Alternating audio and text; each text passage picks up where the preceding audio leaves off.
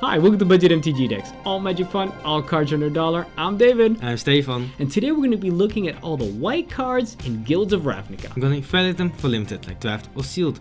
Like your upcoming pre-release, where you get 5 regular boosters and 1 seeded booster of cards that consist of your chosen guild. And you can choose of Izzet, Golgari, Celestia, Dimir and Boros. Yeah, and we're going to be evaluating these cards according to our patented 3-tiered system. It's not really patented. There are tier 1 cards. These are really good. These are our unconditional removal. These are our bombs. So essentially, these are the cards that are going to be winning us the game. And hence, when we pull a card that is tier 1, it is essentially going to be forcing us into that color. So we're going to really want to play that. Tier 2 cards are also very good. If we got a couple of these, it's also going to force us into the color. Or if we're already in that color, it's basically an auto include. The tier 3 cards, these are our filler cards. These cards are okay, and they're going to make sure that we hit the right distribution of mana in our deck, make sure that we've got the right amount of creatures at the right slot. So if we're missing, for example, a 2-drop and a 4-drop, then we're going to be looking at our filler cards to make sure that we've got a nice smooth mana curve. For all the rest of the cards, they're either really bad or too situational, so we're not going to be including those in our deck. So without further ado, let's have a look at all the common cards first. The first card of the set is Righteous Blow. A white instant Righteous Blow deals 2 damage to target attacking or blocking creature. We want to do 2 damage to attacking and blocking creature, so tier 2. For 1 mana, I think 2 damage is really good. Exactly. People are never really, they're always really attacking with stuff, in essence, in limited. So it's not that they're going to have a lot of utility creatures hanging back. So people are attacking you with stuff.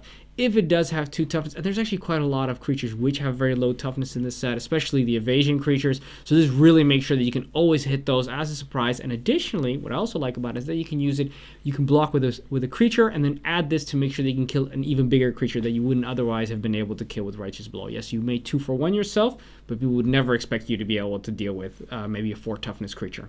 Exactly.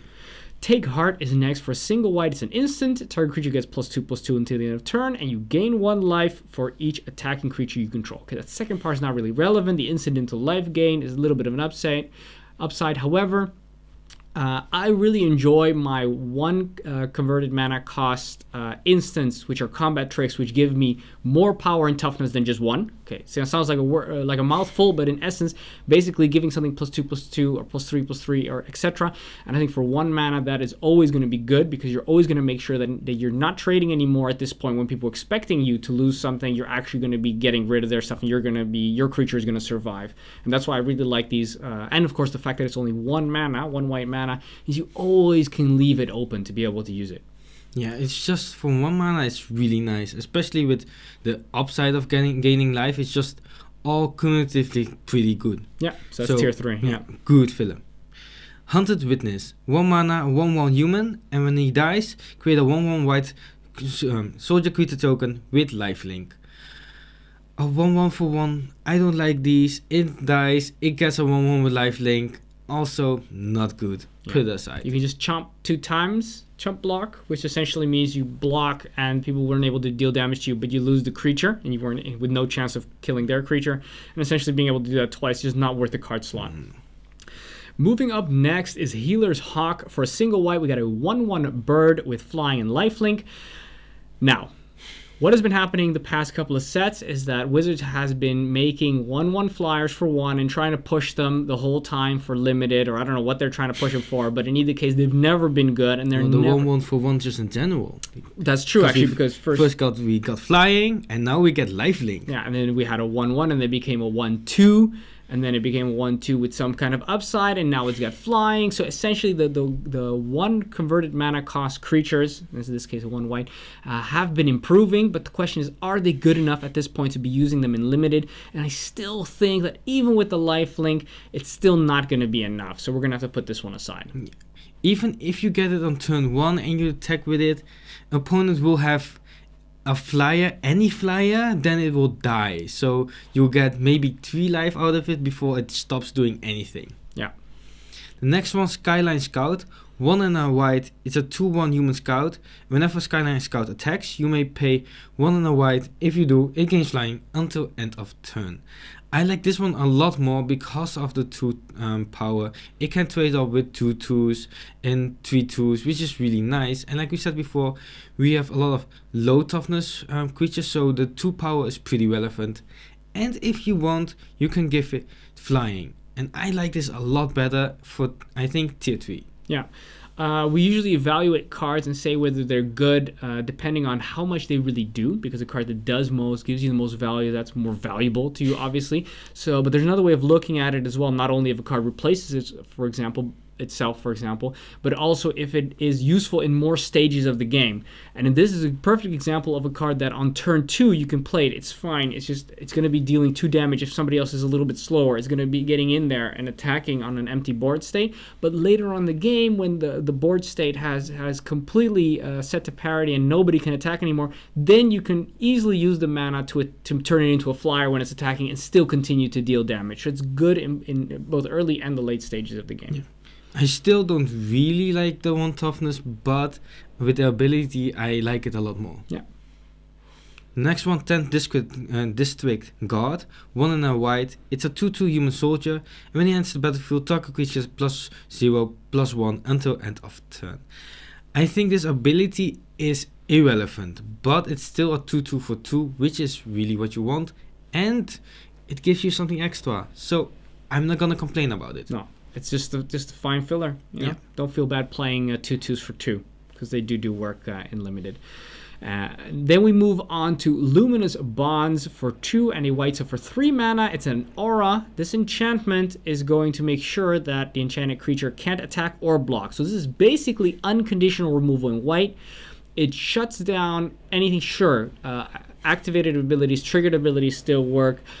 But the point is that in your pre-release, during your pre-release, when you're playing sealed, the things that are going to be killing you are going to be the bombs, and the bombs are going to be attacking and blocking. So essentially, by getting rid of this, you are getting rid of that creature. And in some cases, might even be slightly better because it doesn't go to the graveyard, and for example, Golgari players won't be able to get it back and replay it again.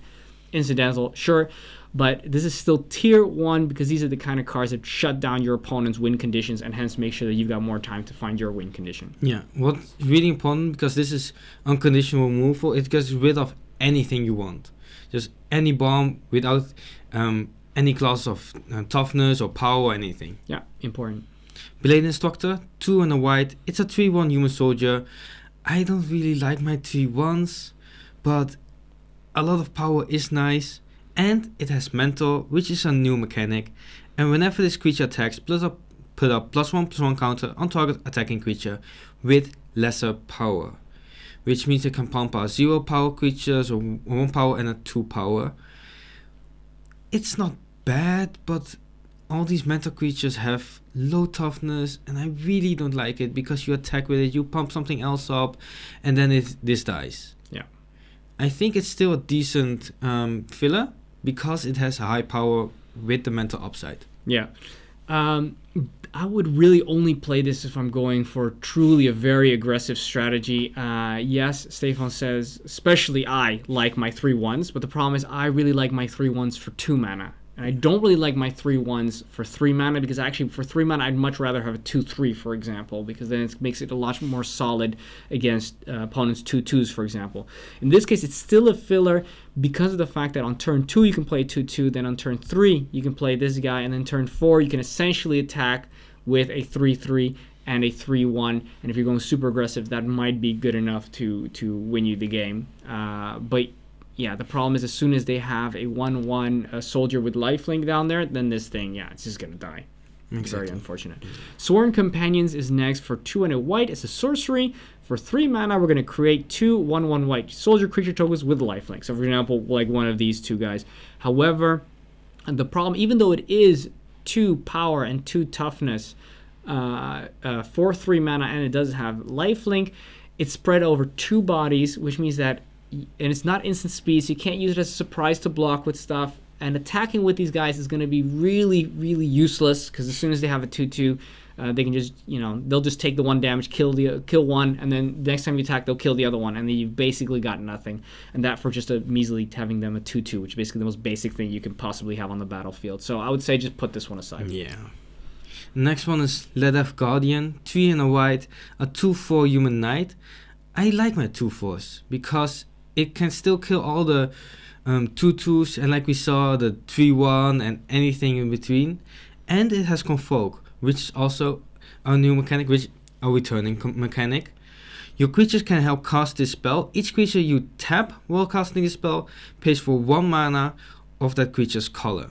So that's really cool because you can tap creatures that you can't attack with anyways, and you can play this for cheaper. Yeah.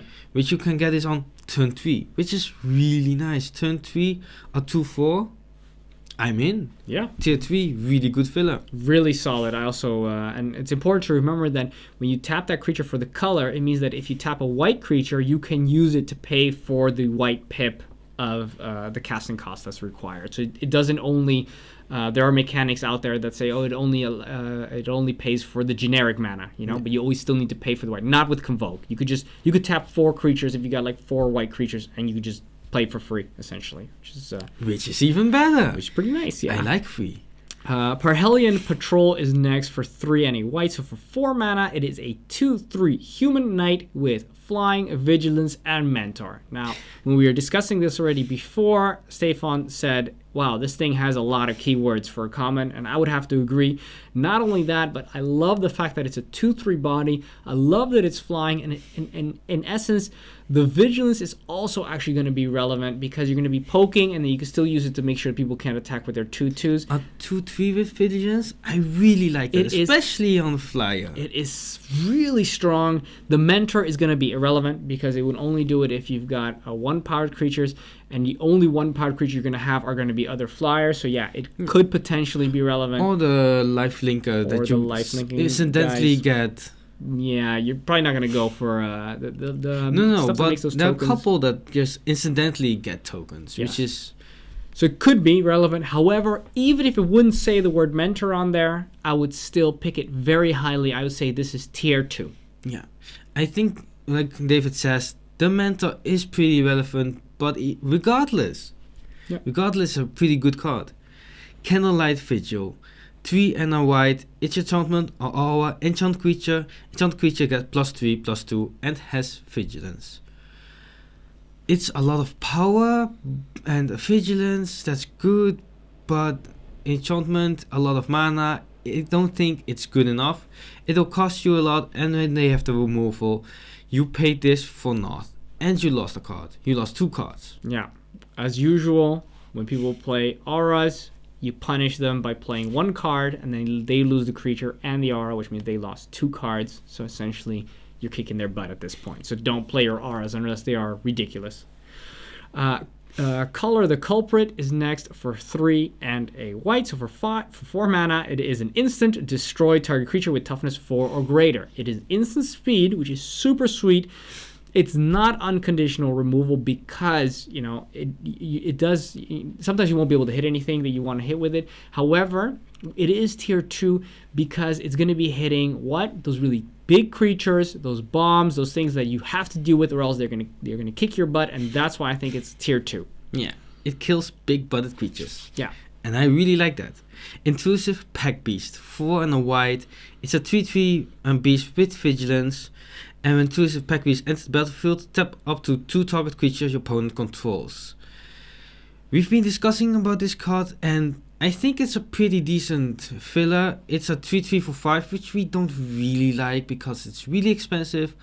But tapping 2 creatures to maybe get 2 with a lot, and then still have a 3/3 blocker, I think it's good enough to be a decent filler, tier 3. Yeah, agreed. I think early game, even if it doesn't really really early in the game, you play this, you could probably swing in with your entire team, you know, because they only got 2 creatures. But late game, you can just make sure that the two worst things that the most powerful things they got won't be able to block, and then you can also swing in with quite a lot of stuff. So I think it does do something early, and it does do something late, and with early turn 5, not really super early, but exactly. Still. But it's sealed, so most likely the games will be drawn out, and still a 3/3 body is pretty decent. Yeah. Luxodon Restore is the last of our common cards for 4 and 2 white. So for 6 mana, it is a 3/4 human human. Elephant Cleric. Yeah, because it really looks like a human. That's why I said human. It's what he sees when he looks in the mirror. We don't sleep a lot these days when we do these set reviews. Okay, it's also got Convoke, which means that we can use our creatures to make it cheaper, and when it enters the battlefield, you gain 4 life. Okay, that's irrelevant. The body is not really big enough for what I want to be playing 6 mana for, even with the Convokes, because you still, by the time you've got enough creatures and to reduce it, I just don't think it does enough, and the gaining of the 4 is also not enough. I'd rather reserve my 6 converted mana cost slot for something that has a little bit more impact in the game. So I would leave this one aside and go look for something a little bit more bomby than this. Yeah, I prefer the Intrusive Pack Beast over this one. Yeah. All right, that is the last of the commons. Let's have a look at the uncommons. The first of our uncommon cards is Hazda Marshal. For a single white, it's a 1/1 human soldier, and when this guy attacks with at least 2 other creatures, we're going to create a 1/1 white soldier creature token with a lifelink. So this is essentially Battalion from Return to Ravnica, and it's also throwback, and essentially it's useless. It's too small to be able to attack without getting killed. It needs, the other 2 creatures, and I just feel like if you do have the conditions to attack with it, you're going to lose more than the 1/1 token you get for it makes up for. Well, you lose a 1/1. No, but you might also lose the other 2, yeah. Or one of the other 2, which you also need to attack with. So I think it's just a really, really bad situation to be in. No. Good for battle. 1 white sorcery, put +1/+1 counter on each of up to 2 target creatures. It's 1 mana, 2 power, toughness on 2 creatures, but it's a sorcery and I don't really like that. So just put it aside. Yeah, the sorcery really kills it. Yeah. If you'd be able to use it as a combat trick and then the power and toughness also stays because the counters, then we're talking. I would pay more for that, yeah. But on a sorcery speed, it's just so underwhelming because you put it on and then people are like, oh, I know what's gonna happen, then they still just block it. Yeah. Demotion is next. For a single white, it's an aura. We're gonna enchant a creature, and then that creature can't block, and its activated abilities can't be activated. Now, essentially, if it would say it can't attack or block, then we'd be in business. But the fact that it can only not block anymore, but can still attack with impunity, means that it is just not good enough to really be considered removal, and that is why we're gonna put this card aside and better, find some better removal than this. Find actual removal. Actual removal, yes. Sunhone Stalwart. 1 and a white is a 2/2 human soldier, which is already tier 3. It has first strike, which is really nice. And it has mentor. Probably not gonna use that mentor, but all the other abilities makes it a really good filler. Yeah, it's solid. Just a 2/2 with first strike. That does so much work because it'll always win in a battle against another 2/2. And the X2s. Yeah, the 3/3/1s and stuff like that, or 4/2s stuff we've seen. It's just really so much better. And it's only 2 mana, which isn't even double white, which means it's really not easy to splash. Yeah, it's an awesome card. Definitely use it as a great filler. Rock Charger is next for 2 and a white. So for 3 mana, it's a 1/3 flyer, and when this guy attacks, target attacking creature you control without flying gains flying until the end of turn. Okay. I really love these cards. I play them all the time in Limited. Why? Because first of all, it's got 3 toughness, which means that it's coming on super early, and it makes sure that your opponent's 2/2s for 2 won't be able to attack into you efficiently anymore. The second point is it's got flying, which means that it's going to stop all their flying stuff. And additionally, if the board state has been stalled, you can still poke at them a little bit as well. And finally, later, when your bomb comes in, and it's a 6/6 with trample, for example, that you can attack with this guy, and the 6 with trample, all of a sudden it's a flying 6/6 with trample, and you know what? That really ends games super fast. So because of all those reasons, this is tier 2, always played in white. I always like these abilities so much. I really love to give any of my ground creatures flying. Yeah, beautiful. Conclave Tribunal. 3 and a white enchantment with Convoke. And when a Conclave Tribunal enters the battlefield, exile target non-land permanent opponent controls until Conclave Tribunal leaves the battlefield. We already liked the Luminous Bonds, and this is even better. Tier 1. Yeah. I really love this one. Yeah, the beauty of it is that you can play it when people, because of the Convoke, you could essentially play it for free as well, which is not to be underestimated. And it's also not just a creature, but it's non-land permanent, which means it also hits artifacts, enchantments, planeswalkers, anything. It is ridiculous. Yeah, so if the opponent has any annoying thing, just exile it. And they'll have something that's annoying. A Crush Contraband is next for 3 and a white. So for 4 mana, it's an instant. We can choose one or both, which is exile target artifact and exile target enchantment.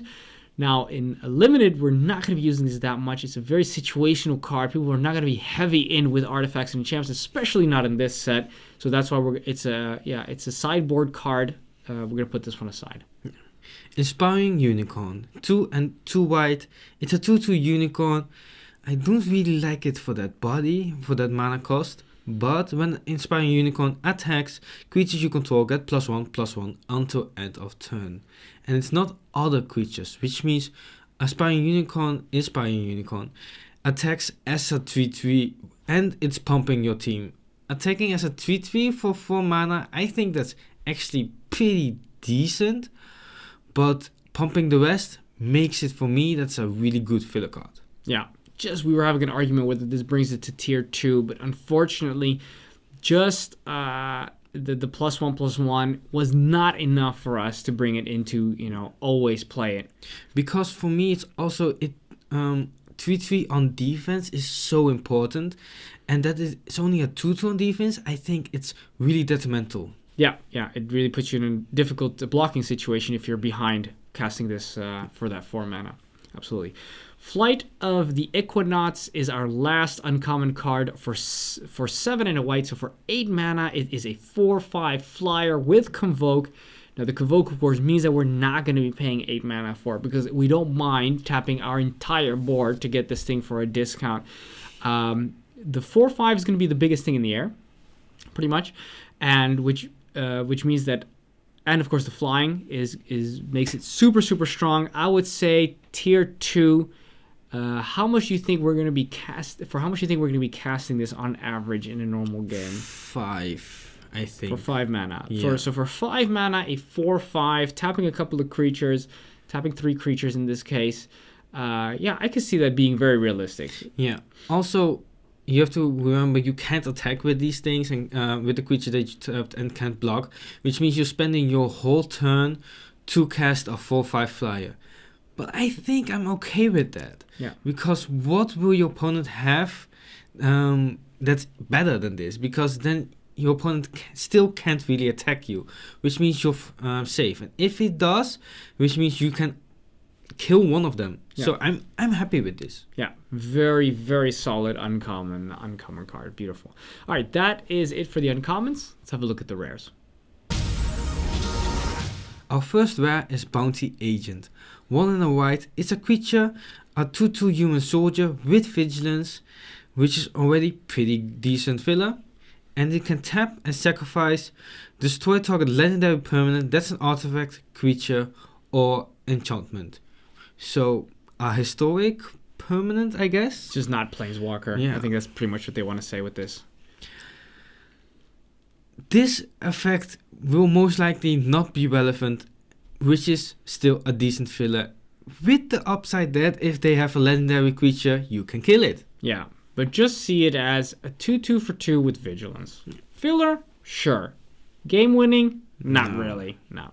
And even if they do have a legendary creature that they want to use, they're going to make sure they kill this thing before they play their legendary. So you're never really going to get the chance to use that. I think I'm happy with them using removal on my 2/2 for 2. Yeah, that's true.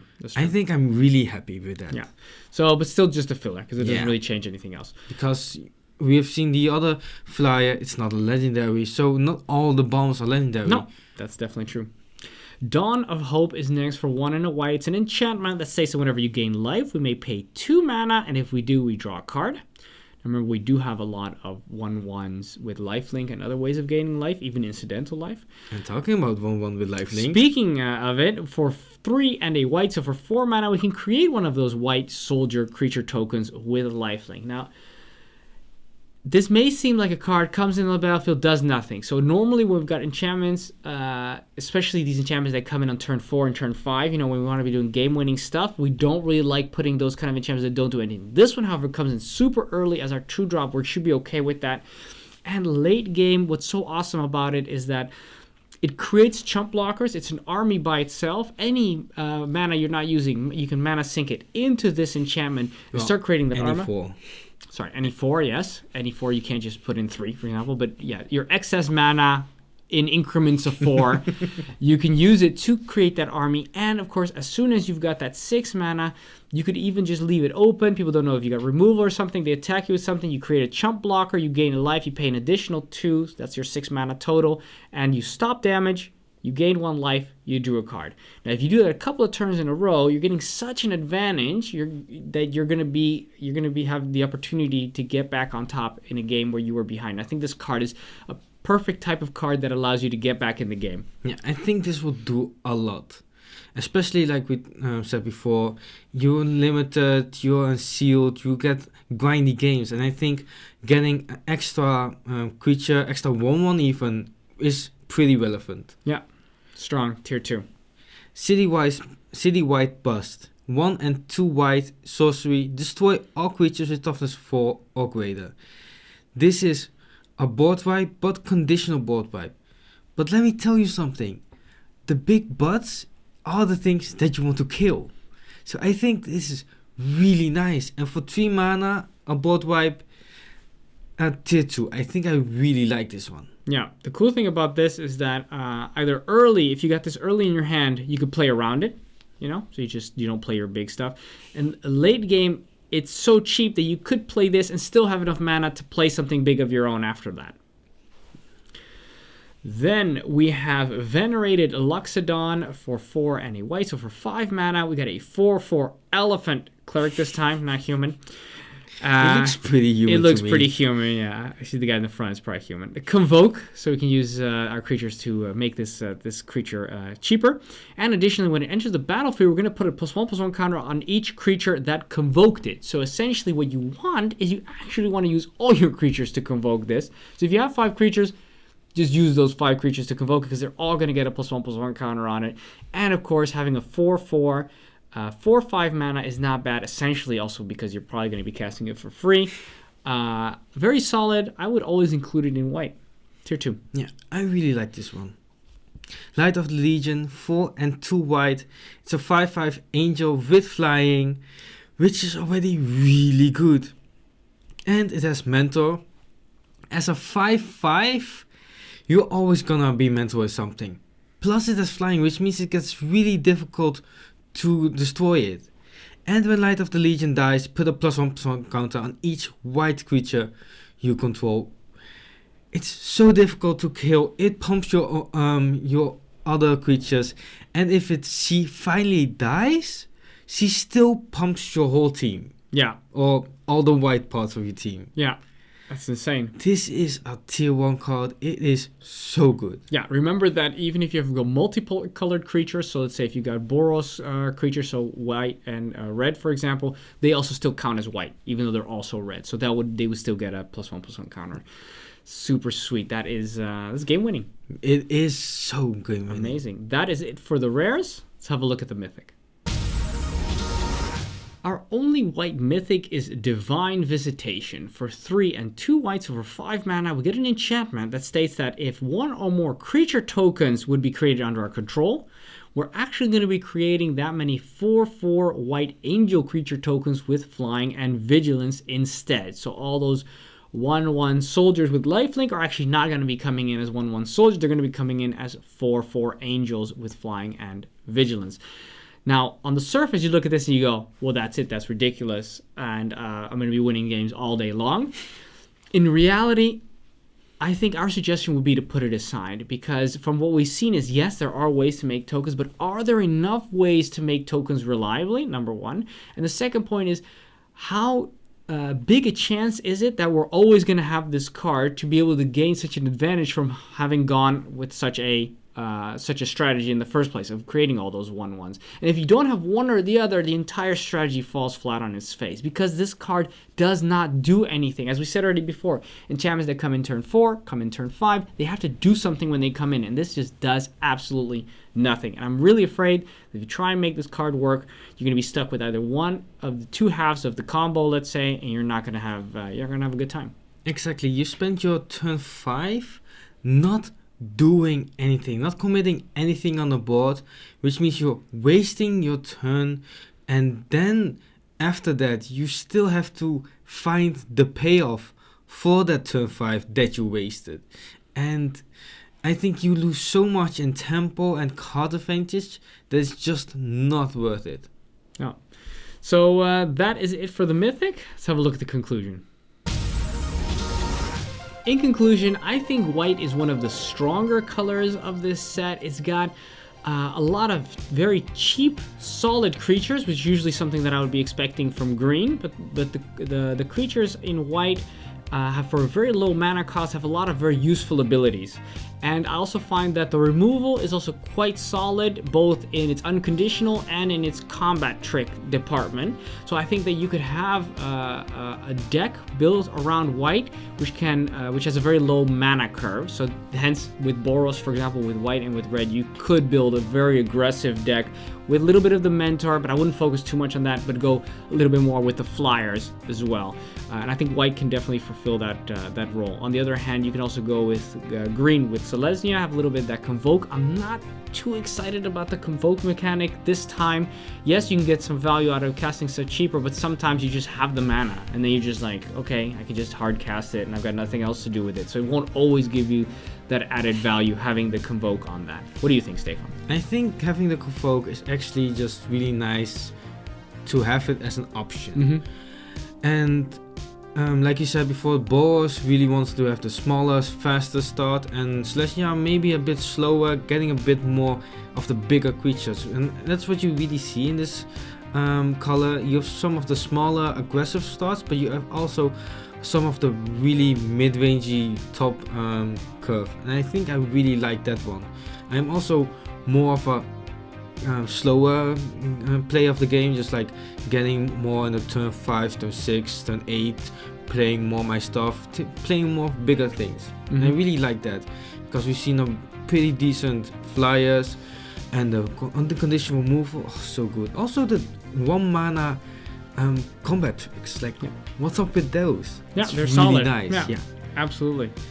And we haven't really talked about this yet, but playing as this one of these of one of our colors we're playing is really nice, because I think with Guilds of Ravnica, I think a lot of people are playing 3 colors. Yeah. And that's what's really important, and I think this is one of the really strong colors to have. Yeah, that's a good point. You have to choose one of the guilds, so essentially already in 2 colors, but because it gives you so much mana fixing with the all the stuff we're going to be looking at later, but with the guilds and other with the green guild gates and green having the ability to search for lands, you can easily play 3 colors, especially if you got green. So if you go white green, for example, you can easily splash another color, add blue to that, add black to that, whatever you want. So you can really start making some good options, and because of that, I think white is one of those colors, because of the strength of the cards, that I would splash in there. I don't know if I'd make it my main color, but I definitely think I would want some room to splash for some of the cards in here. Which is also really important, is that a lot of pretty decent creatures don't have multiple white in the True in the casting cost. I mean, a lot of decent creatures just have 1 white, which is really important. Absolutely, very, very good. Then we're gonna have to ask you guys to also subscribe to us here from those powerful decks and advice everyone can afford, and also join us on the socials. So that is on Twitter and Instagram and Facebook. And I'd say something else, but that's actually the only places where we're on, so don't look for us in any of the other social media platforms because we're not there. But I think 3 is enough, right? Yeah. 3 is more than enough.